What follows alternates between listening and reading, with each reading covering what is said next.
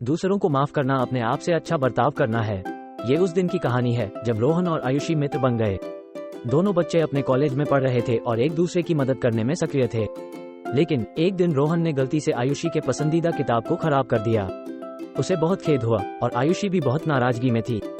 रोहन को बहुत बुरा लग रहा था क्योंकि वो एक अच्छा दोस्त बनना चाहता था। इसलिए उसने अपनी गलती मानने का निर्णय लिया और आयुषी से माफी मांगने के लिए उसके पास गया। आयुषी, मुझे बहुत खेद है कि मैंने तुम्हारी किताब को खराब कर दिया।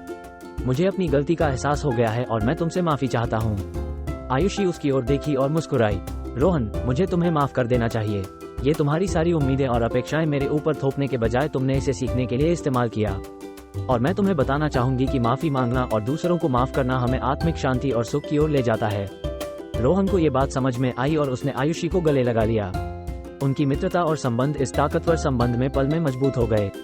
वे एक दूसरे की गलतियों को समझने और माफ करने के लिए आगे बढ़ने का निर्णय लिया। जैसे जैसे वक्त बीता, रोहन और आयुषी के बीच की मित्रता मजबूत हुई। वे एक दूसरे का समर्थन करते और उनकी गलतियों को समझने की कोशिश करते रहे। उनकी यह सीख सभी के लिए उपयोगी साबित हुई। इस कहानी से हम सीखते हैं कि दूसरों को माफ करना हमें खुद के प्रति अच्छा बर्ताव करने का मार्ग दिखाता है।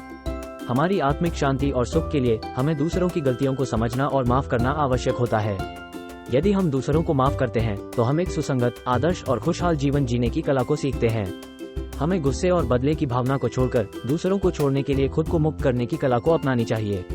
तो अपने आप से अच्छा बर्ताव करने के लिए दूसरों को माफ करें और एक खुशहाल जीवन जीने का मार्ग चुनें। ये था हमारा आज का वीडियो। आप चाहें तो कमेंट्स में शेयर करें कि आपके अन्य लोगों के साथ कैसा अनुभव रहा है जब आपने दूसरों को माफ किया है। हमें खुशी होगी इस विषय पर आपकी बातें सुनने की। फिर मिलते हैं अगले वीडियो में। धन्यवाद और ध्यान रखें।